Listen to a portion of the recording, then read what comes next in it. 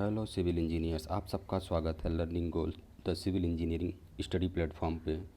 आज का topic beam versus column है। आइए हम जानते हैं कि बीम और कॉलम में मेन डिफरेंस क्या है। पहले हम देखते हैं कि बीम क्या है।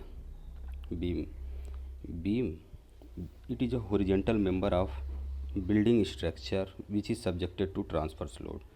यह बिल्डिंग स्ट्रक्चर का एक हॉरिजॉन्टल मेंबर है जिस पे ट्रांसवर्स लोड काम करता है। जैसे कि मैं एक डायग्राम से आपको दिखा रहा हूँ।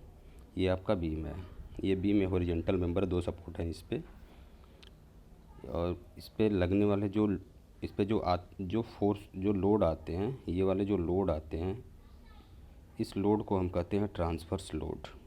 लेकिन इसको डिफ़ाइन कैसे करेंगे, जानना तो ये है हमें। और ट्रांसवर्स लोड को ऐसे हम डिफ़ाइन कर सकते हैं, टीवी में लिख रहा हूँ, टीएल ट्रांसवर्स लोड। ये आपका बीम है,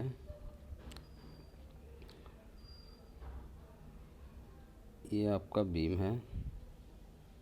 बीम की ये वाली एक्सिस को बोलते हैं लॉन्गिट्यूडनल एक्सिस। जो लोड लॉन्गिट्यूडनल एक्सिस के परपेंडिकुलर आता है उसे हम कहते हैं ट्रांसवर्स लोड। तो ट्रांसवर्स लोड आई होप समझ में आ गया आपको। ये मतलब लॉन्गिट्यूडनल एक्सिस के परपेंडिकुलर आता है। और क्या होता है, जब ये लोड ज़्यादा हो जाता है, it causes the material bend from its original position. जैसे इसमें आप देख लो, जब ये इस लोड की वजह से क्या होता है, जो हमारा मेंबर होता है वो बेंड करता है। जैसे ये बेंड हुआ है, ये अपने ओरिजिनल पोजीशन से थोड़ा सा बेंड हो जाता है। इसकी वजह से ये बेंड कब होता है, ये बेंड होगा जब इस पे आने वाला लोड जो होगा, जो ट्रांसवर्स लोडिंग होगी, इज़ ग्रेटर देन होगा design load of beam. Design load of beam से जब ये ज़्यादा हो जाएगा तो ये बेंड कर जाएगा। इसलिए हम बीम को हमेशा जो डिज़ाइन करते हैं उस पे आने वाले लोड से ज़्यादा ही करते हैं, फैक्टर ऑफ सेफ्टी लेके चलते हैं इसमें। और ये क्या करता है, जो बीम का काम होता है, ये शियर फोर्स और जो बेंडिंग मोमेंट होता है उसको रजिस्ट करता है। आइए इसमें मैं आपको दिखाता हूँ। ये जो हॉरिजॉन्टल मेंबर है ना, ये आपका क्या है, बीम है। इसी हॉरिजॉन्टल मेंबर को हम बीम बोलते हैं। अब बात करते हैं कॉलम की।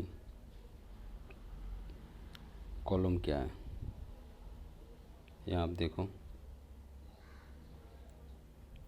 It is the vertical member which is subjected to axial load, axial compressive load. ये बिल्डिंग का वर्टिकल मेंबर होता है जो एक्सियल लोड को बियर करता है, एक्सियल कंप्रेसिव लोड को बियर करता है। ये देखो, अब ये आपकी बिल्डिंग है, ये वाला जो इस मेंबर है ना, ये आपके कॉलम है। ये देखो, ग्राउंड से स्लैब तक गया, फिर स्लैब के ऊपर गया, फर्स्ट फ्लोर पे है, ये सारे आपके क्या हैं, कॉलम है। अब बात करते हैं एक्सियल लोडिंग की। एक्सियल लोडिंग क्या होती है, तो इसको हम ऐसे समझ लेते हैं।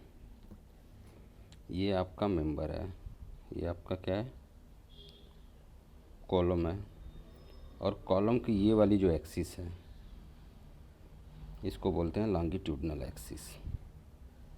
तो लॉन्गिट्यूडनल एक्सिस के पैरेलल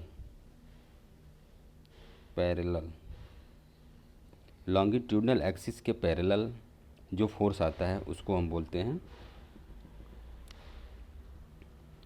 एक्सियल लोड।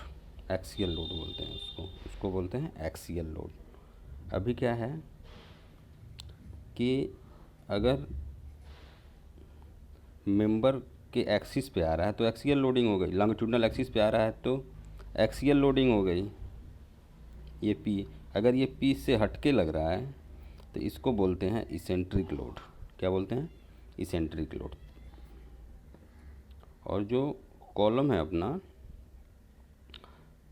कॉलम पे जब ये देखो, कॉलम की जब axial loading is greater than हो जाती है डिज़ाइन लोड ऑफ कॉलम के, तब कॉलम फेल हो जाता है। फेल होने का मतलब या तो वो क्रश हो जाएगा या फिर बकल हो जाएगा। अब क्रशिंग क्या होती है, अब क्रशिंग देखो, क्रशिंग मतलब ये वाली जो एक्सियल लोडिंग है ना, जब ये ज़्यादा होगी तो किससे, डिजाइन लोड ऑफ कॉलम से जब ये ज़्यादा होगी तो ये क्रश करेगा। क्रश करता मतलब मटेरियल का टूटना।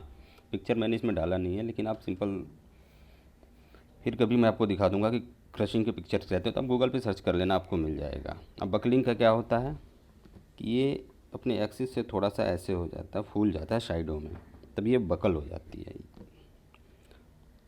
इसका काम क्या होता है कॉलम को, to resist the compressive load, to resist the compressive load. I hope कि आपको ये दोनों में बेसिक डिफरेंस समझ में आ गया होगा। एक बार मैं आपको और क्लियर कर दे रहा हूँ। यहाँ से ये आपके बीम हैं, ये कॉलम है। अभी क्या है कि जो आपका बीम होगा इसमें हमेशा ट्रांसवर्स लोडिंग होगी, जो कॉलम होगा इस पर एक्सियल लोडिंग या इसेंट्रिक लोडिंग होगी। ओके, ये क्या करता है, या तो